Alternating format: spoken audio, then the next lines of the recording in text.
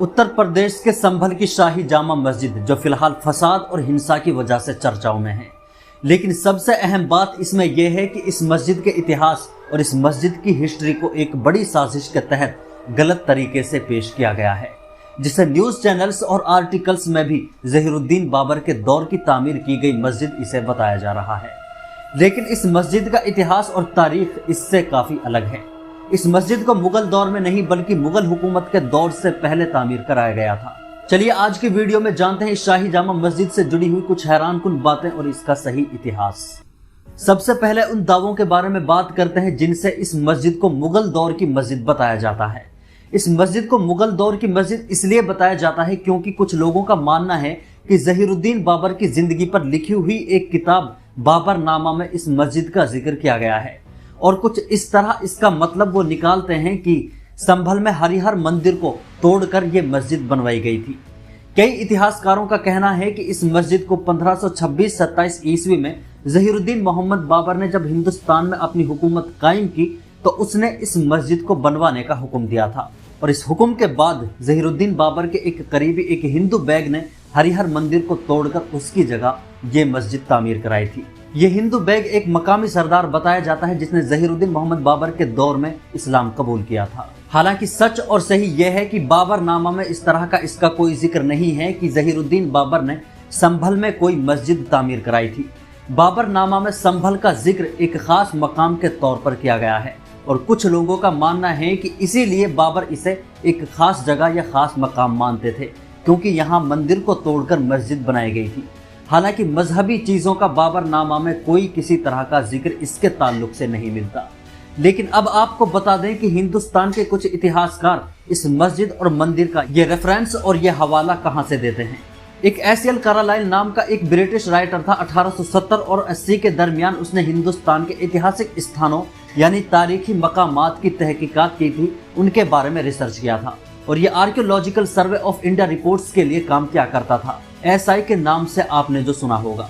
इसने ज्यादातर बिहार और उत्तर प्रदेश में जो ऐतिहासिक और तारीखी मकामात हैं उनको रिपोर्ट किया था। लेकिन इस राइटर की तहकीकात और रिसर्च पर ज्यादा भरोसा नहीं किया जाता और ना ही ज्यादा भरोसा किया जाता है क्योंकि इसके बारे में ये मशहूर है कि ये राइटर ब्रिटिश हुकूमत के फेवर के लिए लिखा करते थे और कई ऐसी ऐतिहासिक जगह थी जिनके बारे में उसने रिसर्च की थी लेकिन वो मौजूदा दौर में गलत साबित हुई हैं। इस ब्रिटिश राइटर को कई वजहों से मुतनाज़े भी माना जाता है और इसे ब्रिटिश हुकूमत से मुतासिर माना जाता है जो हिंदू और मुसलमानों के बीच डिवाइड एंड रूल का साजिश करता था। लेकिन संभल ज़हीरुद्दीन मोहम्मद बाबर के लिए क्यों अहम था और ज़हीरुद्दीन बाबर इस शहर को क्यों ज्यादा अहमियत देते थे, इसके बारे में बात करें तो उस वक्त संभल दिल्ली सल्तनत का हिस्सा हुआ करता था और संभल बाबर के लिए खास मकाम एक स्ट्रेटेजिक अहमियत और नॉर्थ इंडिया में मजबूत फौजी इंतजाम की वजह से था। यहाँ मुगल हुकूमत का फौजी इंतजाम काफी मजबूत हुआ करता था और ये दिल्ली, आगरा और दूसरे बड़े शहरों के करीब था और संभल हिंदुस्तान की दो मशहूर नदियों के बीच बसा हुआ है। इसकी वजह से इसे खास मकाम माना जाता था। साफ तौर पर अगर सच कहा जाए तो सच ये है कि ये बात बिल्कुल झूठ और साजिश के तहत फैलाई गई है कि संभल में किसी मस्जिद या मंदिर का जिक्र बाबर नामा या आईने अकबरी में किया गया है। कहीं भी इन दोनों बायोग्राफीज में संभल में किसी मस्जिद का या किसी मंदिर का जिक्र ही नहीं किया गया है। इससे समझ लीजिए कि आज भी किसी भी ब्रिटिश राइटर की साजिश को एक एजेंडे के तहत इस्तेमाल किया जाता है। लेकिन आखिरी सवाल यह है कि इस विवादित संभल मस्जिद का सही इतिहास क्या है और इसे कब तामीर कराया गया था। इसे लेकर इरफान हबीब समेत कई ऐसे इतिहासकार या हिस्टोरियंस हैं जो इस मस्जिद को मुगल दौर से पहले की मस्जिद मानते हैं। इस मस्जिद को मुगल दौर से पहले की बताने के पीछे की वजह वो बताते हैं कि मुगल दौर में ये मस्जिद कायम थी। इस मस्जिद का आर्किटेक्चर मुगल आर्किटेक्चर से कहीं भी नहीं मिलता, वो इससे बिल्कुल अलग है।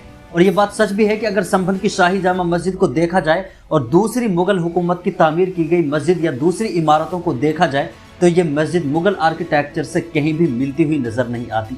लेकिन इसके बारे में वो इतना मानते हैं कि ज़हीरुद्दीन बाबर के दौर में इस मस्जिद पर थोड़ा काम किया गया था, जैसे पुरानी मस्जिद की इमारत की मरम्मत की गई थी और इसके सहन को कुछ बढ़ाया गया हो। लेकिन इस चीज़ के सबूत कहीं से कहीं तक भी नहीं मिलते कि इसके आसपास कोई मंदिर था।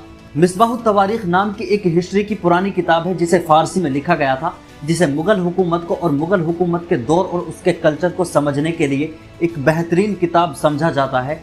इस किताब में इस मस्जिद के हवाले से लिखा गया है कि इस मस्जिद को सन 772 हिजरी में शाह तुगलक ने इस मस्जिद को तामीर कराया था और 932 हिजरी में ज़हीरुद्दीन मोहम्मद बाबर ने इस मस्जिद की मरम्मत कराई थी।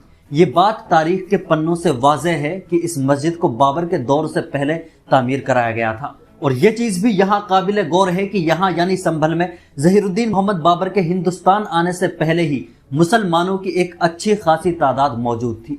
ज़हीरुद्दीन बाबर के हिंदुस्तान आने से पहले कासिम संभली यहाँ के हाकिम थे। सिकंदर लोधी के दौरे हुकूमत में 4 साल तक संभल दारुस्सल्तनत था। और अब यहाँ सोचने वाली बात यह है कि जहाँ मुसलमानों की अच्छी खासी तादाद मौजूद थी, यहाँ इस मस्जिद की इमारत होगी या नहीं होगी।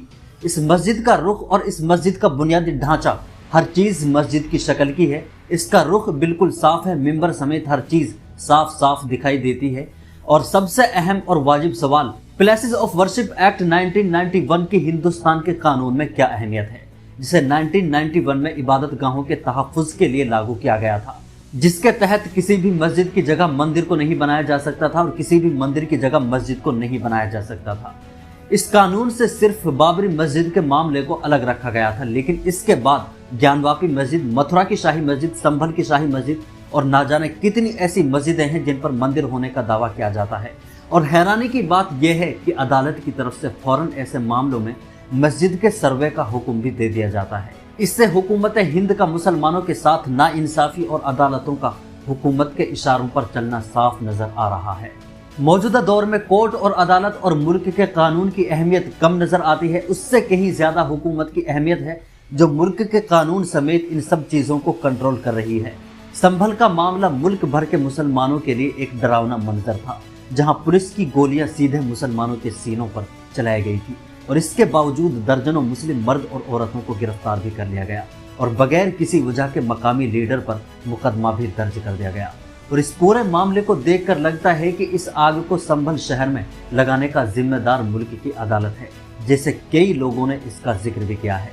मुल्क की अदालत ने बगैर सोचे समझे एक फरीक की राय को सुनकर मस्जिद के सर्वे का हुक्म दे दिया और इस सर्वे टीम का मेंबर आग लगाने वाले लोगों को बनाया गया था।